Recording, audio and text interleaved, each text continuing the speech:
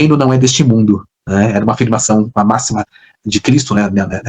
Testemunhada nos evangelhos, e essa máxima de Cristo, ela devia ser muito viva para nós. Nosso reino não é deste mundo. Nós estamos aqui como aqueles que estão de passagem. Né? E o que a gente vai deixar de bom, de bonito e de melhor para as pessoas, para os nossos filhos? Então, eu acho que esse é um ponto. E aí eu ligo isso com a afirmação que eu queria fazer, que é exatamente a forma como eu compreendo esse movimento de pregação da palavra. Eu o compreendo não como uma mera pregação verbal da palavra, como ir, estar de porta em porta, pregando o evangelho, ou estar num lugar e começar a pregar, estou no avião, não. Eu compreendo como uma pregação encarnada.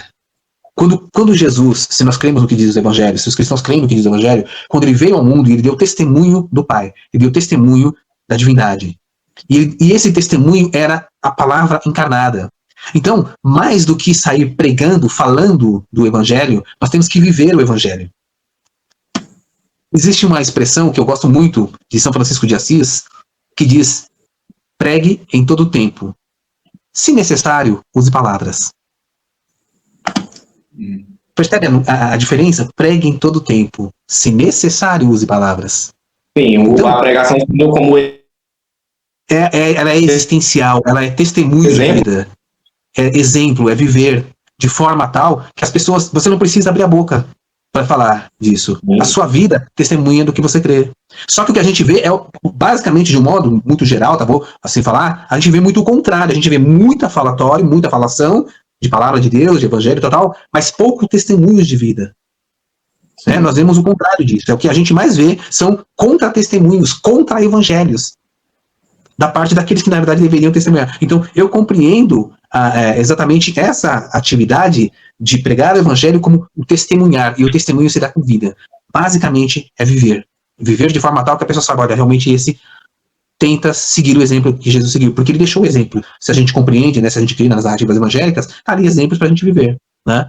E não somente para falar, não só para decorar versículos e tal. Eu conheço relativamente uma quantidade de versículos, mas não vejo necessidade de estar reproduzindo constantemente eles, mas vejo necessidade de tentar viver a essência dessa mensagem, que é o querigma, né? O anúncio cristão é vida, né? Tem uma passagem que eu gosto muito do livro do Chico Xavier, pelo Espírito Emmanuel, que é o Paulo e Estevão. Não sei se você conhece, já conhece a obra do Chico ou não? Paulo e Estevão. Não, eu não tenho essa familiaridade com o espiritismo em si. Os poucos que eu vi foi uma questão mais histórica externa do que realmente interna.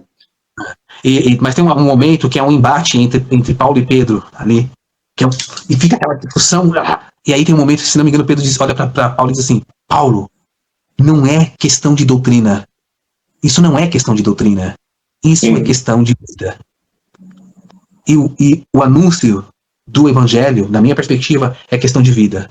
Mas então, Carlos, nessa questão, então, nessa sua visão em específico, dá a entender que parece que você não necessariamente precisa ser apenas cristão. Dentro dessa visão, tudo bem que você vai poder entrar dentro de outras questões teológicas envolvendo isso, dá a entender que vamos, aí nesse ponto de vista até eu vou nisso, não, boa, Cristo, gente boa, legal, massa, teve uma boa mensagem, mas aí você pode ter o caminho espiritual que você necessariamente desejar, frequentar outras religiões, frequentar outros caminhos, sem problema algum, teoricamente, né, vamos dizer assim. Não, então, mas por que não seria assim, né? Porque, exatamente. Então, eu compreendo que é assim. A minha convicção, a minha fé, ela é, digamos assim, verdadeira em Cristo, na sua mensagem, no seu testemunho. Mas ela não restringe a graça de Deus. A graça de Deus é muito maior do que aquilo que eu creio, é muito maior do que o testemunho de Deus. Entendeu? Eu gosto muito de uma frase, de um ditado que é dito entre os luteranos. Na Alemanha, no Brasil eu nunca vi nenhum luterano falar, mas na Alemanha eles usam esse ditado, que é assim: para a graça, todo caminho pode ser o caminho, e nenhum caminho pode ser o caminho. Exatamente. Visto isso... Cara, isso é magnífico.